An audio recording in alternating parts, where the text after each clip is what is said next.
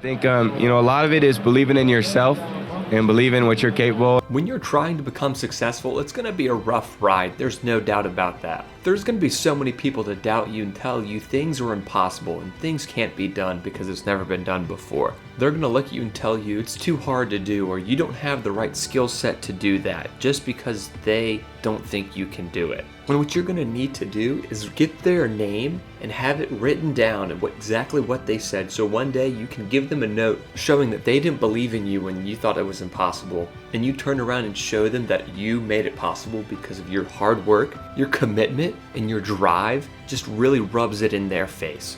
They just were so supportive of me, and they take it as emotional as I do.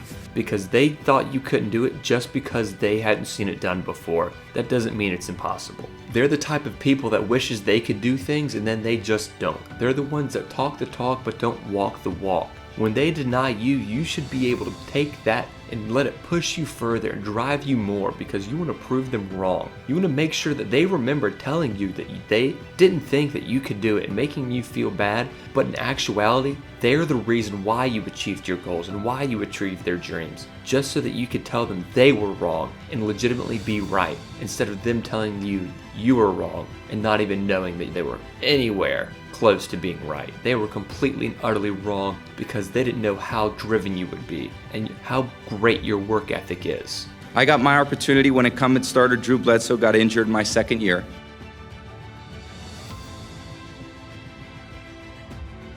I didn't have an easy experience. I didn't have come in as a top-rated recruit. I didn't come in with the opportunity to play right away. I had to earn it. And you know what the greatest honor I've ever received as a player is? In my fourth year and my fifth year, I was named team captain. That, to this day, is the single greatest achievement I've ever had as a football player, because the men in this room chose me to lead their team. And these were my best friends. These were the guys that knew that I liked to work, that knew that I loved football, that knew that I loved to play, that knew that I wanted to be the quarterback for Michigan. And all the lessons that I learned here on State Street and in the big house, that's still what I bring to practice today. And after 14 years, I love the game more than I've ever loved it. But where did I learn the love for the game? Where did I learn to practice? Where did I learn to compete? It was sitting in the same chairs that you guys are sitting in today. A lot of it is believing in yourself and believing what you're capable. And I think as you grow up, there's a lot of people along the way that will support you. And there's, as long as you believe in what you're doing and you're doing things you love to do, then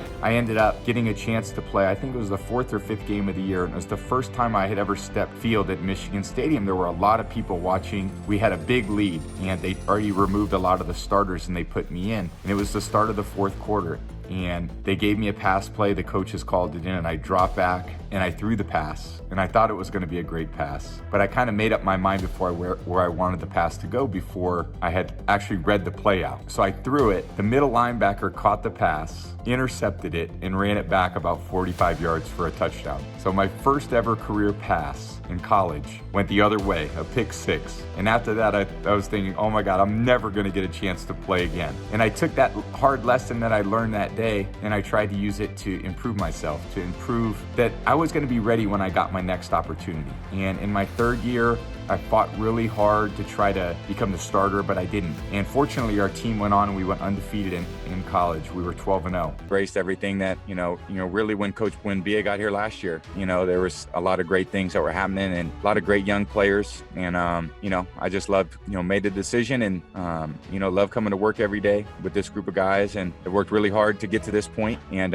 it's a tough game. We've had a few tough games in a row. And the next one will be really tough too. We know what we're playing for. And we got 2 weeks to prepare. It's going to be a great opponent and be really exciting couple weeks for us. BA wanted to go for it. I liked the call and was, I'm going to do whatever he asked me to do. And then, Byron dialed up a great play and we got behind the defense. We had a couple other opportunities too. So, it's just a great job by Scotty running a great route, getting open, and I just try to lay it out there for him to go grab it. I think the last 19 weeks, the pass protection has been amazing. Big guys up front have set the tone for us all year. And, Ryan, Cap, when he was in there, Stinney came in, did a great job. Allie's done a great job. Donnie's played incredible. Big Tristan's done incredible. Joe Haig's come in. So everybody who's been out there is doing a great job. And to working his tail off, to becoming a big factor in all these games. And, that particular role in our offense, in the Kevin Falk mold, in the, Danny Woodhead mold, in the Shane Vereen mold, and ultimately, what, Dion and what James have done has been incredible for our offense, because they're a tough matchup. And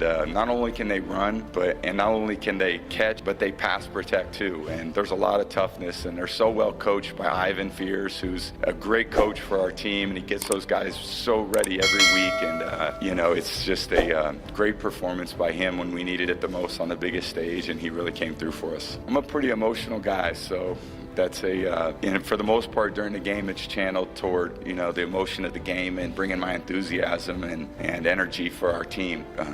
Coach always says, we play once a week, and there's 3 hours where you need to be ready to go. And you got to put, everything aside over the course of the week to build for those 3 hours.